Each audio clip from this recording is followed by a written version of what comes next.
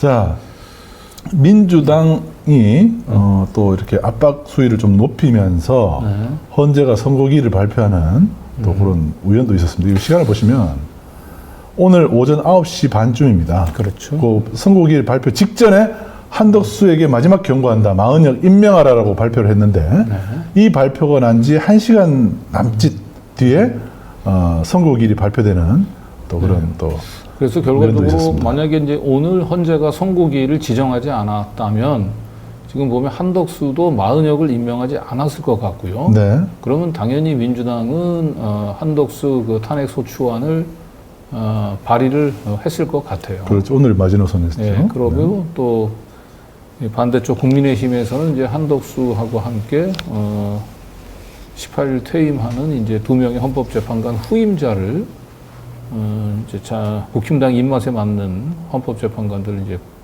또 구성을 또 임명을 하고 이렇게 하면 또 민주당이 이제 한덕수, 뭐 최상목 등등을 탄핵을 하면서 이제 국무위원들 전원 이제 일괄 탄핵 또는 줄 탄핵 시키면서 네. 상당히 이제 그 헌정 그 중단의 위기가 올 수 있었는데 아무래도 헌재 입장에서는 자신들이 선고기일을 계속 그 늦추면서 이런 충돌이 발생한다는 걸 잘 알고 있기 때문에 그래서 결국은 오늘 헌재 입장에서는 발표를 할 수밖에 없었던 게 아닌가. 네. 오늘이 넘어가게 되면 정말 여야가 정면 충돌하면서 일촉즉발의 헌정 질서 중단 위기로 빠져들 수 있어서 네. 어떻게 보면 이제 민주당 입장에서 그 압박에 이제 효과가 좀 있었다 이렇게 볼 수도 있겠습니다. 자, 이건 이제 달력으로 한번 보죠. 네. 지난 24일에 한덕수 탄핵 기각이 있었죠. 네. 그리고 26일에 이재명 대표 항소심 무죄. 네. 그리고 오늘 윤석열 선고일 발표. 2일날 내일이죠. 재보선 투표일입니다. 그리고 나서 이제 탄핵 선고가 나오죠. 이게 문영배 이미선 임기 만료에 딱 2주 전에 선고를 네. 결국 결국 하게 됐네요. 그래서 사실 이렇게 복귀를 이제 해보면 윤석열 선고기일 발표는 사실 오늘밖에는 가능하지 않았겠구나라고 하는 생각이 듭니다. 그러네요.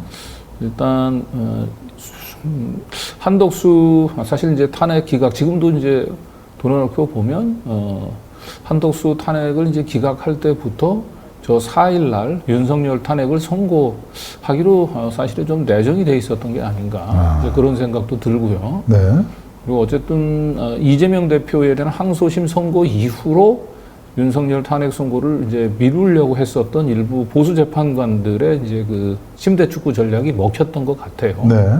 그러나 이제 당초 기대와 달리 이재명 대표 항소심 당연히 유죄가 나올 줄 알았는데 무죄가 선고되면서 상당히 이제 그 보수 여권이 충격에 빠졌고요. 네.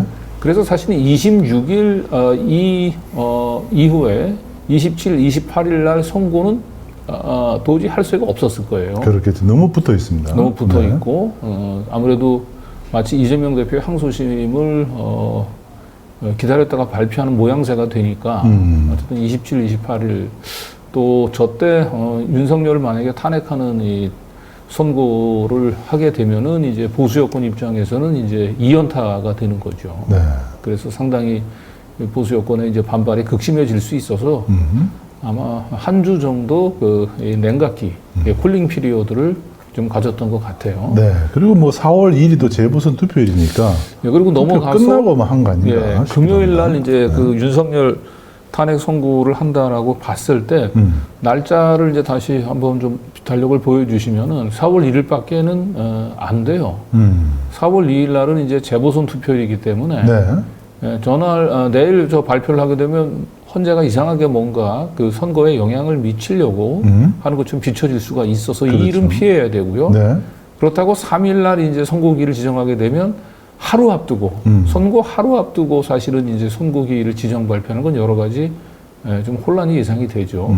이제 뭐 경찰이나 아니면 인근 학교에서 이제 대응책 마련하는데도 그래서 4일 날 윤석열 탄핵 선고를 하겠다라고 마음 먹으면 이걸 미리 발표할 수 있는 날짜는 사실 1일밖에 오늘밖에 없었습니다. 네, 1일밖에 없습니다. 그리고 아까 얘기했던 대로 또 오늘을 넘어가게 되면 민주당이 이 데드라인으로 1일까지 마은혁 재판관을 임명하지 않으면은 탄핵 재발의 버튼을 누르겠다고 얘기를 했었기 때문에 네. 헌재 입장에서는 사실 1일을 넘기기가 어려웠던 것 같아요. 그렇다고 지금 여야 간 대치가 가파르게 형성되는 가운데서 한 주 더 윤석열 탄핵 선고를 미룬다는 것도 부담이 됐고요. 네.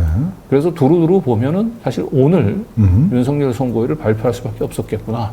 사실 헌재가 외통수에 몰렸구나. 그렇죠. 예, 그런 생각이 듭니다.